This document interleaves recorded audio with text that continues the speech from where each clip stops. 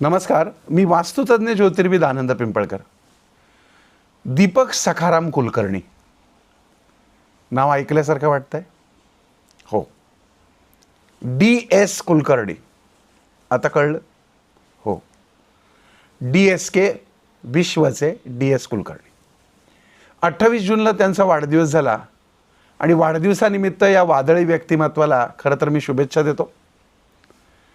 ज्यांचे पैसे यांच्याकडे अडकलेले आहेत, अर्थातच ते दुःखी आहेत किंवा त्यांना त्यांचा रागही येत असेल, पण बऱ्याच मंडळींचं खूप कल्याणही त्यांनी केलं आहे. त्या मंडळींना यांच्याबद्दल प्रेमही वाटत असेल. ते कसे आहेत, काय आहेत, ते प्रत्येकाने आपापल्या चष्म्यानं पाहिलं तर त्यांच्या पद्धतीने तसे ते दिसतील.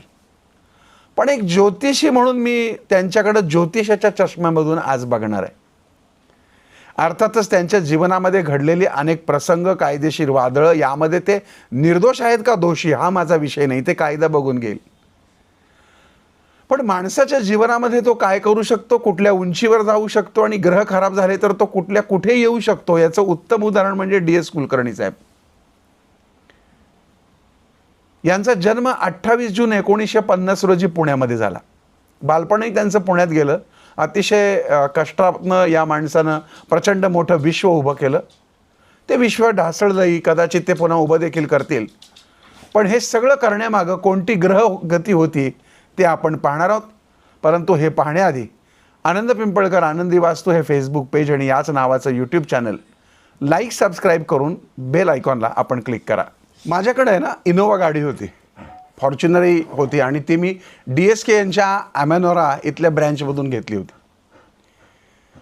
नियमित ही गाडी सर्व्हिसिंग करण्यासाठी माझा जो चालक आहे रामभाऊ, तो तिथं नियमित जायचा आणि तिथं गेल्यानंतर तिथली सेवा, तिथली काळजी घेण्याची पद्धत, आलेल्या प्रत्येक ड्रायव्हरला जेवणाची, चहा पाण्याची, TV वगैरे पाहण्याची, आराम करण्याची मोफत सोय आणि ग्राहकांचाही अतिशय उत्तम विचार करून योग्य मूल्याधारित सेवा त्यांच्या DSK टोयोटामधनं मिळत होते. आणि आजही माझा जो चालक आहे तो या सर्व्हिस सेंटरचं कौतुक करतो आणि म्हणतो की खूप ठिकाणी सर गाडी सर्व्हिसिंग केली, पण DSK टोयोटा ते DSK टोयोटाच होतं, त्यांची बरोबरी कोणी करू शकत नाही.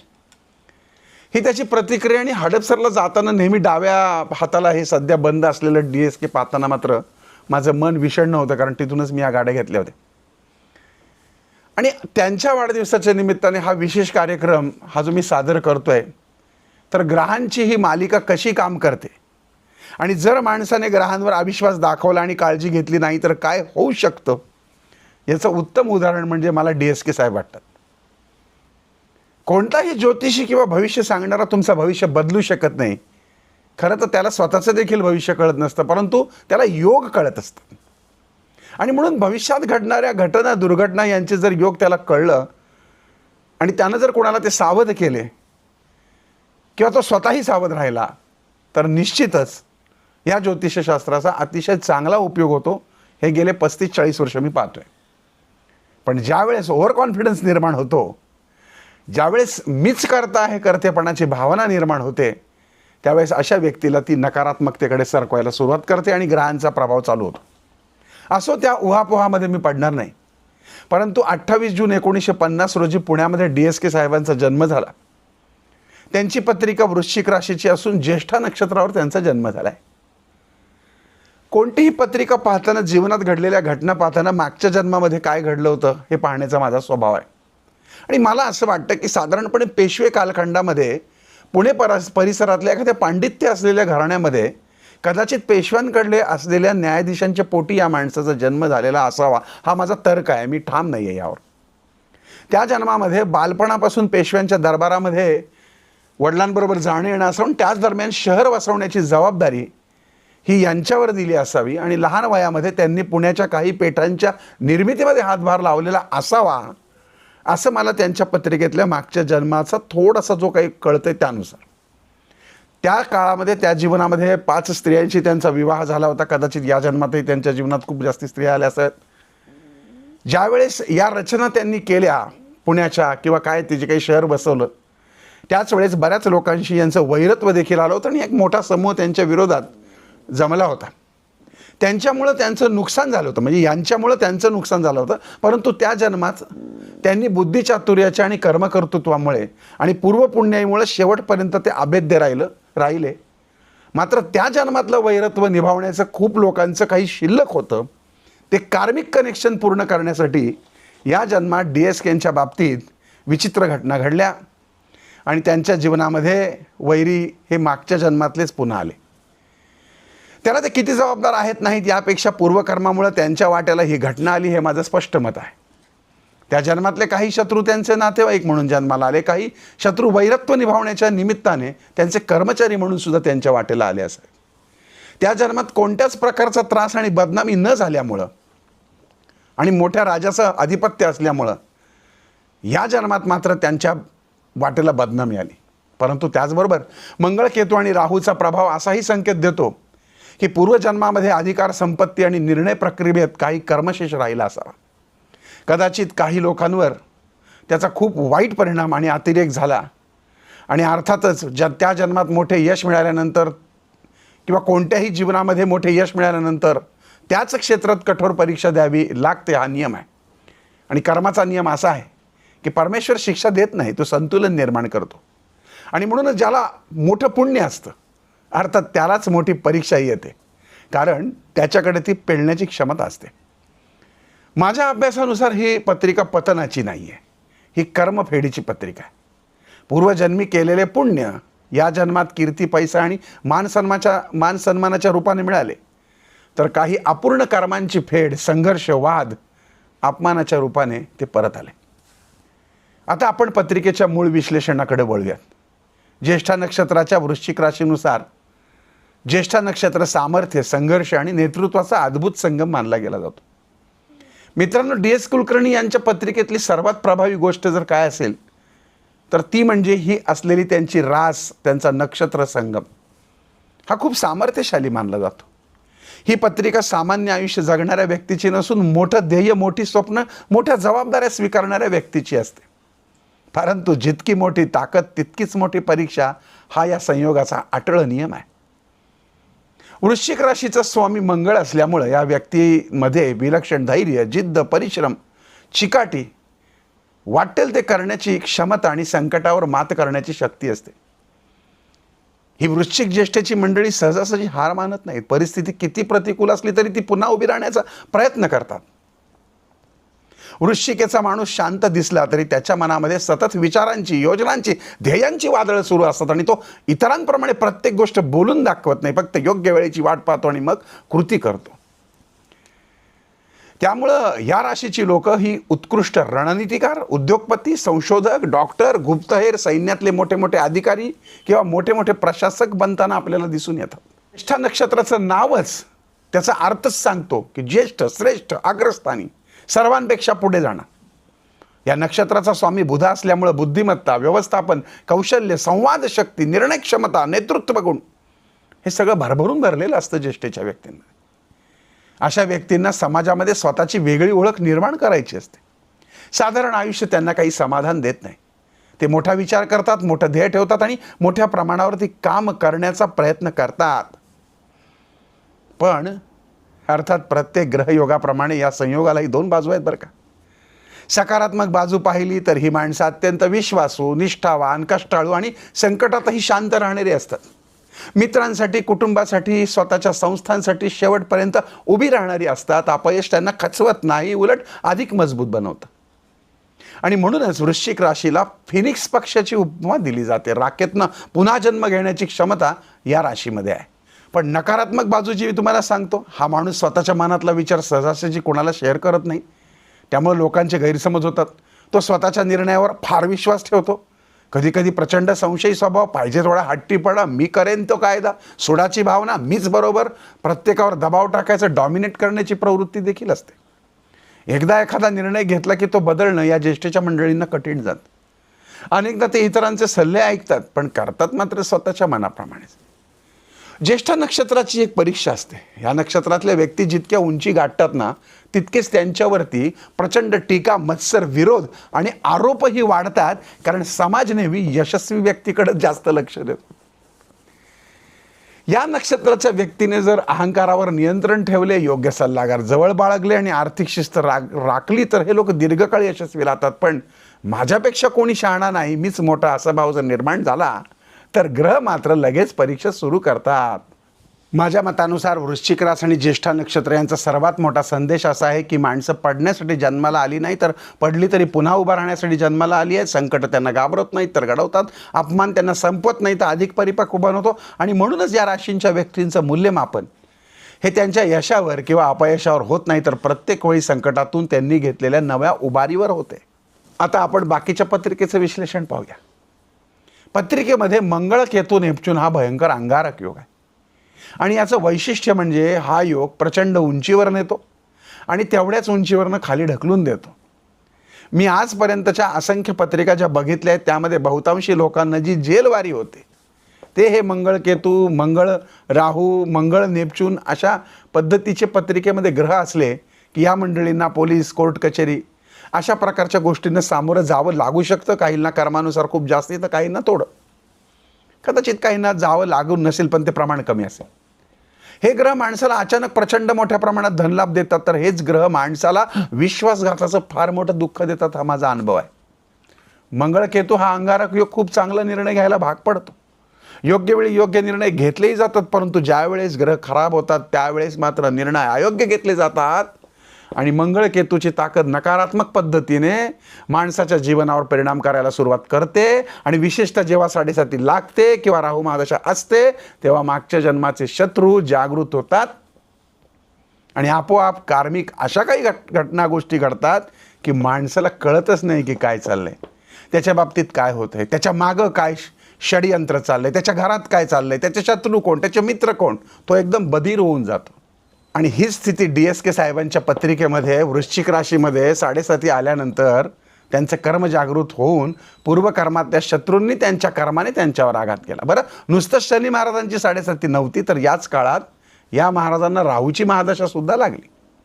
म्हणजे 12 मे 2013 ते 12 मे 2031 म्हणजे सध्याही आत्ताही त्यांना राहूची महादशा आहे. म्हणजे आताही ते राहूच्या महादशेतच आहेत.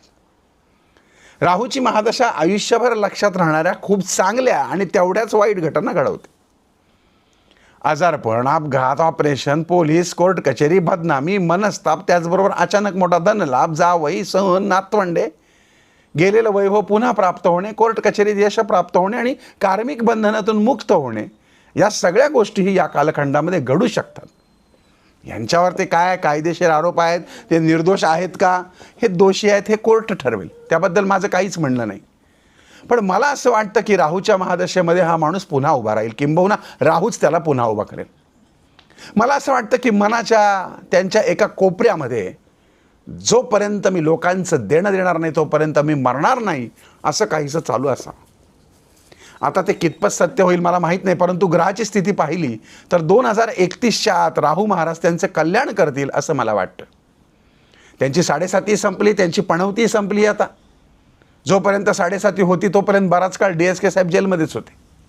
इकडे 7.5 संपली, त्याचबरोबर ते परत बाहेर पण आले. वास्तविक पत्रिकेतील ग्रहांचा प्रामाणिकपणा आणि स्वतःला सत्य दाखवण्यासाठी ते स्वतः राजा हरिश्चंद्राप्रमाणे डोंबा घरी पाणी व्हायला लागले असं म्हणायला हरकत नाही. दुसऱ्या एखाद्या उद्योजकासारखे परदेशात पळून गेले असते तर ते तिकडे ते आरामात राहू शकले असते, एवढा पैसा होता की त्यांच्याकडं. परंतु गेल्या जन्मी न्यायाधीशाचं मूल आणि त्या जन्मातल्या आत्म्याचा कर्मठपणा आणि सत्यवादीपणा या जन्मातही त्यांच्याकडे आला आणि हा सर्व त्रास सोसून पुन्हा उभं राहण्याची प्रवृत्ती त्यांच्या मनामध्ये याच गोष्टीमुळे सध्या जागृत होती आहे. 2031 पर्यंत त्यांना आजारपण, ऑपरेशन या गोष्टीलाही सामोरं जावं लागू शकतं. किंबहुना त्यांचा जो अपघात मुंबई पुणे रोडवर झाला तिथूनच खरं तर मृत्यूची अफवा उठली आणि त्यांचं नुकसान व्हायला सुरुवात झाली. हा काळ होता शनी 7.5 आणि राहू महादशेचा. आगामी काळामध्ये शनी 7.5 संपली, पणवती संपली, राहू चालू आहे, पण राहू कल्याण करेल. याच काळात कोणीतरी मोठा उद्योजक, कोणतरी मोठा राजकीय व्यक्ती, कोणीतरी परदेशातली एखादी मोठी व्यक्ती त्यांच्या मागं उभं राहील आणि आपोआपच लोकांची देणी त्यांच्याकडून त्यांना परत दिली जातील. किंबहुना अशी अपेक्षा आपण करूया की कायदेशीर ज्या कटकटी असतात त्यातून जे काही गोष्टी आहेत त्यातून लवकर सुटून लोकांचं जे काही नुकसान झालं आहे ते कळत नकळत पूर्ण होईल अशी आपण अपेक्षा करूया. झालेली बदनामी हा माणूस भरून काढेल असंही मला वाटतं. आणि जेव्हा गुरुची महादशा लागेल त्यानंतर हळूहळू वृद्धत्व आणि कितीही म्हातारे झाले तरी काम करण्याची त्यांची प्रवृत्ती काही थांबणार नाही. 85 ते 95 वर्षापर्यंतचं आयुष्य त्यांना लाभायला हरकत नाही पत्रिकेवरून. गुरुच्या महादशेमध्ये या माणसाला अचानक आध्यात्मिक जागृती येऊन आपले या जन्मातले कर्म नष्ट करून कोणत्याही कामाचं ओझं न घेता मग हे मृत्यू पावतील. सध्याच्या कालखंडामध्ये त्यांनी घसरून पडणे लागणे याची देखील काळजी घ्यायला हवी. जीवाचा धोका मात्र नाही. ग्रहांच्या स्थितीनुसार हळूहळू कायदेशीर कटकटीतून त्यांना न्याय मिळेल. तसेच त्यांच्यावर ज्या लोकांनी केसेस केल्या आहेत त्यांना देखील न्याय मिळेल. कर्मभोगाचा बराचसा काळ त्यांनी जेलमध्ये अत्यंत वाईट पद्धतीने घालवला असला तरी पुन्हा तेवढ्याच ताकदीनं हा माणूस उभा राहिला आहे. ती देखील राहू आणि शनी महाराजांचीच कृपा आहे. मंगळ स्वामी आहे हो, ही युद्धाची देवता आहे. त्यामुळे एखादा सेनापती त्याचं राज्य घालवतो, रानोमाळ भटकतो आणि पुन्हा सैन्य गोळा करतो, पुन्हा लढतो आणि पुन्हा राज्य उभं करतो. असंच यांच्या बाबतीत घडावं असं मी परमेश्वराकडे प्रार्थना करतो. यांना मी कधी पाहिलं नाही आहे, म्हणजे टी व्हीत पाहिलं आहे, प्रत्यक्षात पाहिलं नाही आहे. यांना मी कधी प्रत्यक्ष भेटलोही नाही आहे. पण यांच्या पत्नीला, यांच्या लक्ष्मीला पहिला मी भेटलेलो आहे. त्यांची पहिली पत्नी साक्षात लक्ष्मी होती आणि मला वाटतं की याच कालखंडामध्ये म्हणजे 7.5 किंवा राहू महादशेच्या कालखंडामध्ये त्यांना प्रिय व्यक्तीचा विरह झाला आणि त्यांची लक्ष्मी गेली, त्या मृत पावल्या. असंही माझं एक प्रकारचं म्हणणं आहे की ज्येष्ठ नक्षत्राची मंडळी ही अतिशय शातीर असतात. या हाताचं त्या हाताला कळू देत नाही. ते प्रचंड प्रामाणिकही असतात. परंतु सेनापतीला हा धोका कायम असतो, तो म्हणजे विश्वासघाताचा. आणि या माणसाला मरेपर्यंत विश्वासघाताचा धोका आहे. यांच्या आयुष्याचा शेवट हृदयविकाराने किंवा औषधाचं रिॲक्शन किंवा विषारी औषधाने होऊ शकतो, याची देखील यांनी काळजी घ्यायला हवी. एक मात्र नक्की की हा माणूस पळून जाणार नाही, हा हरणार नाही, हा पुन्हा उभा राहिला आहे आणि राहीलही. पण एवढे फटके खाल्ल्यानंतर ग्रह, देव, धर्म काहीही नसतात अशी विचारसरणी जर असेल तर त्यांनी ती बदलायला हवी. काही उपासना, काही शांत्या त्यांनी जाणकारांचे मार्गदर्शन करून घ्यायला हव्यात. ते सगळं करून घ्यायला हवं. काही रत्न परिधान करायला हवी. काही ठिकाणी जाऊन पूर्वजन्माच्या कर्मदोषाचा परिहार करायला हवा. दक्षिण भारतामध्ये होतं हे सगळं. नित्य उपासना त्यांनी करायला हवी. म्हणजे या माणसाचं कर्म नष्ट जरी होणार नसलं तरीसुद्धा जीवनातल्या समस्या सुटण्यासाठी काही मार्ग निश्चितच दिसतील. पूर्ण अंधार असेल तर ज्या पद्धतीने बॅटरी पायाखालचं दाखवते त्याच पद्धतीनं ज्योतिषशास्त्र आणि त्यातील उपाय त्यांना पायाखालून चालण्याचा मार्ग दाखवतील आणि त्यांच्या मंजिलपर्यंत त्यांना पोहोचवतील. आणि अजून एक गोष्ट DSK साहेबांनी लक्षात घ्यायला हवी. ते ज्यांच्यावर उपकार करतील, ज्यांच्या आयुष्याचं कल्याण करतील, ते 100% तंगड्यावर करतील.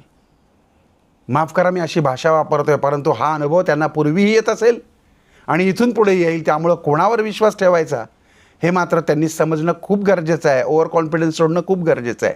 बाकी शनी महाराजांच्या 7.5 आणि राहू महादशेच्या काळात आपलं कोण, परक कोण हे मात्र त्यांना अगदी स्पष्ट समजलं.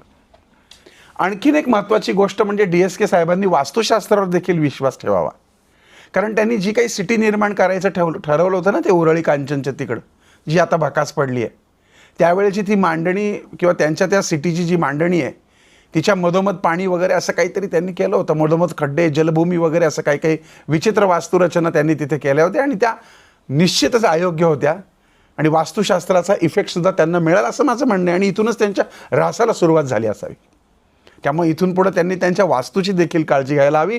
त्यांनी त्यांच्या तब्येतीची काळजी घ्यायला हवी. त्यांनी त्यांच्या ग्रहांची देखील काळजी घ्यायला हवी. मी ज्योतिषी असल्यामुळे मी हे सांगू शकतो. मी काही वकील नाही, त्यामुळे मी त्यांना काही कायदेशीर सल्ला देऊ शकत नाही. आणि एक ज्योतिषी म्हणून मी लोकांना हेही सांगू शकतो की तुमचे पैसे अडकलेत. कदाचित हे सर्व तुम्ही पाहिल्यानंतर तुम्हाला असं वाटेल की मी DSK साहेबांची वकिली करतो का काय, किंवा त्यांच्याबद्दल चांगलं बोलतो, तर असं अजिबात नाही आहे. अतिशय निष्पक्षपातीपणे हा कार्यक्रम मी तुमच्यापुढे सादर केला आहे. तो फक्त त्यांच्या ग्रहांना अनुसरून. बाकी कायदा कायद्याचं काम करेल, त्यांचं कर्म त्यांचं काम करेल, परंतु त्यांच्या वाढदिवसाच्या निमित्ताने मात्र त्यांना शुभेच्छा मी नक्की देईन. आणि एक मराठी माणूस, एक सत्यवादी माणूस, सरळ झाड जसं तोडतात, सरळ केळा ठोकून टाकतात, तसं यांच्या बाबतीत झालं असं मला कायम वाटतं. पण हरकत नाही, ही सगळी कर्मगती होती. ज्योतिषी पत्रिकेशिवाय दुसरं काही विवेचन करू शकत नाही. त्याचा अधिकार त्या ज्योतिषालाही नाही. त्यामुळे DSKंना शुभेच्छा आणि आशीर्वाद देण्याची काही माझी पात्रता नाही. वयाने ते मोठे आहेत, परंतु सद्गुरू साईनाथांच्या वतीनं आशीर्वाद त्यांना लाभावेत. आणि साहेब तुम्ही दीर्घायुषी व्हा. आणि ज्यांचे पैसे राहिलेत ना, त्यांचे पैसे त्यांना तुम्ही नक्कीच परत द्याल. जो बिचारा कोणी गरीब, कष्टकरी अतिशय रुपये ज्याने जमा केला आणि आपल्याकडे पैसे ठेवले त्याला तुम्ही न्याय द्याल, त्यासाठी तुम्ही प्रयत्न देखील करत असालच.